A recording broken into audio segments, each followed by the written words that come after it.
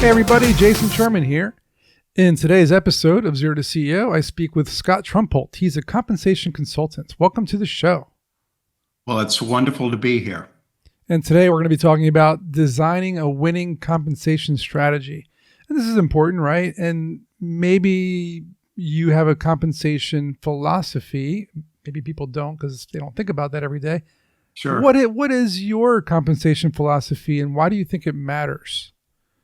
Well, my compensation philosophy is often linked to probing clients that I have and really getting to learn their business and being a good listener, because depending upon where they are in their development of a company and what they want to accomplish and who they're competing against, all of those go into a compensation philosophy that's going to vary by company. But from a large viewpoint, a broader perspective, the philosophy that I tend to use is very much market-based. So how much do different jobs pay in the marketplace? And essentially why I became a consultant from a philosophy standpoint is the idea of how can I use what I do, which is compensation design, to drive employee engagement. So let's talk about that for a second. You mentioned the market, right? And let's say someone is out there looking for, let's talk about startup founders for a second. I know a bunch of them right now who are having trouble raising investment money for their platforms or their startups. So now they're looking for potential either part-time work or full-time work at bigger companies. How do they gauge that market-based pay that you just mentioned? You just talked about that. What should they be looking for, in a sense, to know what they're worth? Are you talking about the owners of the company? The people that are looking to enter the workforce. Okay, so the people that are looking for the jobs. Yep. Right, essentially. Well, they can get a good idea of their market value. There are some tools online, like Glassdoor and Salary.com, where they can at least get a rough idea of what the market value is for the particular job that they do. And of course, it's going to be a full pay range. So where you fit in that range depends a lot upon your experience and what you're bringing to the table. You're not necessarily going to get the full market competitive value if you're someone that is going to have to grow over time. The other thing is, if you're looking at joining a startup, a startup may very much have a philosophy where they might pay a little bit less on base, believe it or not, even though they're trying to attract workers. Right. But they want to go higher on the variable pay side, because as a startup, you mentioned about trying to achieve funding for that business. Right. So there's a lot of measurements and marks that are really important to companies to hit and to achieve so they can continue to grow and to get more money. Right. So they got to hit certain milestones. So if you exactly. if you're helping them reach those milestones, and maybe you earn stock options along the way, and exactly, the company starts to do well and better, your stock options are worth more money, et cetera. So I totally get that side of things. And then on the company side of things, for a startup, for example, like how do they figure out what their pay strategy is going to be? And of course, it's going to grow, like you just mentioned. So let's talk about that for a second. Well, I think the first thing that's really important to understand, because I worked in a startup years and years ago for about 3.5 years. Okay. And one of the things that you know in a startup is you wear many hats. Yeah. So when you're paying people and thinking about your compensation philosophy, I think initially you really have to have like broad career bands, because instead of a traditional structure where, okay, this is your job. If you're working in a large company, this is your job. This is the level that you're at in this job. So we're going to pay you this. I think more you want to have broader career bands that reflect, look, we're not going to focus on a specific function. You might be doing sales. You might be doing some business development. You might even be doing some operations. So we're going to create these career bands where we're going to pay you an amalgamum of these different areas. And if you're at the senior professional level, that's going to be a career band in and of itself as a senior professional. So it's broader. Yeah, so it almost sounds like these potential businesses are linking the growth of the employees to the compensation almost in a way.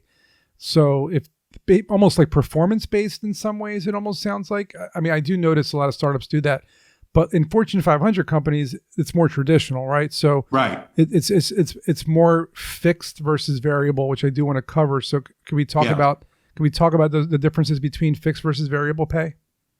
Absolutely. I think a lot of startups, and also it depends also on the type of employees that the type of jobs that the startup wants to hire. For Right. example, if they are looking to hire a lot of software engineers and Hmm. they're looking to hire them with skills from certain companies or backgrounds, education from certain universities, then they're probably going to tend to want to pay higher on the base pay because software engineers, when you think about it, they have a long delivery curve. It's going to take Right. them time to design a solution. So maybe in that kind of a startup, base pay is going to be really important.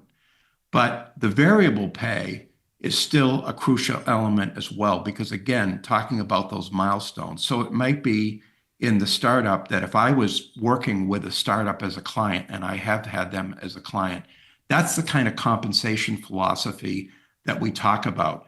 You've got to hit these milestones in the next 1 or 2 years. Why don't you incentivize above the market Right.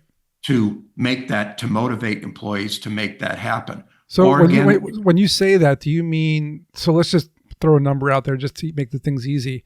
You hire someone as, say, a marketing or sales rep, say $50,000 for the year, but you mm, tell them if you hit this milestone of 100 customers in 1 year, we're going to give you a 20% bonus or 20% raise for the following year. Is that what you mean? yeah, even more so, yes, even more so, I would say to them, I would educate the person that's coming into the job and say, don't focus on just your base pay. Think of it this way.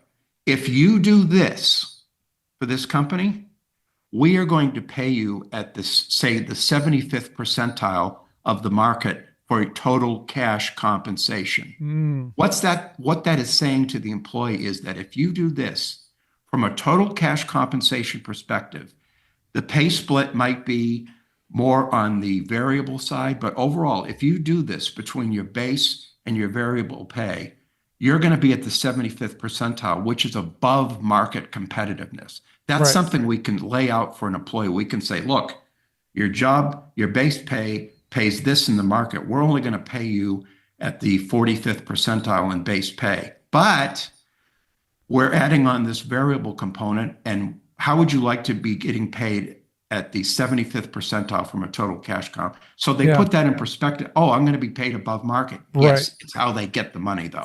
Is that how transparency works, about keeping transparency important and letting them know ahead of time, like this is what to expect? You can look it up in the market and see what that 75th percentile is. Mhm. And is that what you're talking about? And if so, why is that so important to for companies to apply that? Well, when you talk about pay transparency, understand this. Pay transparency is becoming more and more of a factor, and there are more and more states that are passing laws that say you need to at least let your prospective candidates for jobs know what the pay range is for this Hmm. job. Hmm. But that's across whether you're a startup or not. But Okay. in a startup, think about it. It's a very intimate setting. Yeah. You're going to have a small group of employees initially to start. And I think that transparency is even more important. And by the way, those laws only say to you, you need to post the range of this job, which can kind of be a dead end because all it is a set of numbers. The employee, the candidate could fall anywhere within that range. But in a startup environment, I think it's really important as you bring in these select people that are going to help grow your company. They're going to be wearing many hats, Yeah. that are going to be working very closely together in a small, intimate environment. I'm not saying to share what their coworker is making, but Right. what I am saying is that you need to take the time to lay out to them when you're ready for the offer stage to say this, and that's why again I'm someone who can help with that because I know the marketplace, and when I understand the link is I understand the marketplace, but I have to understand how to link it to the startup environment. Right. How does it work with So, that particular startup? So, yeah, being that you know how to do that, and it sounds like you've worked with quite a number of startups, and you know how to navigate this yeah. compensation, strategy in general. What are some of the mistakes you've seen startups make when they first set up their pay structures, or even companies? Like, what are like the top three things you notice that they where you're going to help them avoid their mistakes? Well, the first thing they do is they don't really pay. They don't put a structure in place. What they Oh, do is they say, okay, and I don't mean this disrespectfully no, of course not. because they are really focused on the The big big picture, yeah, of the course. big picture. And what they do is that they get some money, some funding, and say, okay, we can pay this, and we know that the market. They found out that the market at least pays this amount of money. But what happens is every single decision that they make for an individual that comes into the organization, it makes sense at the time for that individual. But the mistake that they're making is once you get all of these people in place, you'll see that although it made sense for that one person, it didn't make sense. Why did you bring this person into the same job that's more skilled at a lower pay level than this person? And the decisions start to counteract one another. Yeah. So that's why I emphasize the biggest issue of all is to first understand, at least broadly, what your pay philosophy is so Mhm. we can align that market to meet that organization. Another issue is who are they competing against? Yeah. They may very much want to, even though they're very small, they may want to only compete and hire from companies, very large companies that may not be the best fit for the startup environment. So Okay. those are the kind of issues I see. It's just very much, and then you start to play a reactive game Yeah. once you get Playing. these people in place. Yeah. That's more like damage control almost, it sounds like. And Yeah, yeah. so let's say you had one piece of advice that every business should consider when they are even thinking about planning compensation. The biggest piece of advice is to understand you know what your business mission is, okay? Because if you don't, I mean, you need to have your mission in place clearly. You got What, bigger problems then. what are you in business to do? What's your mission? And then understanding that mission. And of course, you're going to grow over time, and things you need to be flexible, but you need to understand. Okay, how can compensation motivate employees towards that business mission? So, for example, if your focus is really going to be on operational excellence, that might impact the type of pay you give employees. If it's more customer focused, that may impact how the pay is delivered. And ultimately, I think that it's important. The one other point I'd like to make is that you need to have some structure in place early on that grows with you as you grow an Mm, organization. So when yeah. I build structures for employees, for companies, I tend to build in a lot of things robust in a robust fashion. You don't need them right now, but you don't want to have to reinvent the wheel 2 or 3 Later on. years from now. I want to have it built in up. So flexible, yes, but to the point where it grows with you. It's almost like a typical startup and how it has to scale in technology or scale in sales and marketing, and now it's scaling in compensation as well. It's almost Yes. like putting in a scalability option so that you can grow with it. That makes a lot of sense. And if people wanted to tap into your expertise and maybe talk to you about it, and where would they be able to find out more information about it, and how could you help them? Well, I have a pretty good presence on LinkedIn. Okay. And one of the things that I do on LinkedIn is I have some of my podcast appearances so they can see me talk about a variety of subjects. Okay. They can look at my profile and my experience. That's one way to contact me. Usually, any videos there that they have my LinkedIn. I do have a website, uh, hrcompensationconsulting.com, but it's currently in the process of being redone. That's good. Uh, The other thing is I'm a big believer. I'm a member of the Better Business Bureau of Southeast Florida and the Caribbean. Okay. And I know Better Business Bureau seems kind of old-fashioned, but I have a profile out there with my commendations and my recommendations directly from clients. Nice. And I think it really helps because I'm putting my name out there and I'm Yeah, of standing course. behind my work. I And agree. so I think it's people, a great. I think it's a yeah, great way to do it for sure. yeah. I hope you guys learned something about compensation. Definitely check out Scott's website, hrcompensationconsulting.com, if you want to talk about compensation strategy for your business. Thanks again for listening, and we'll see you guys in the next episode.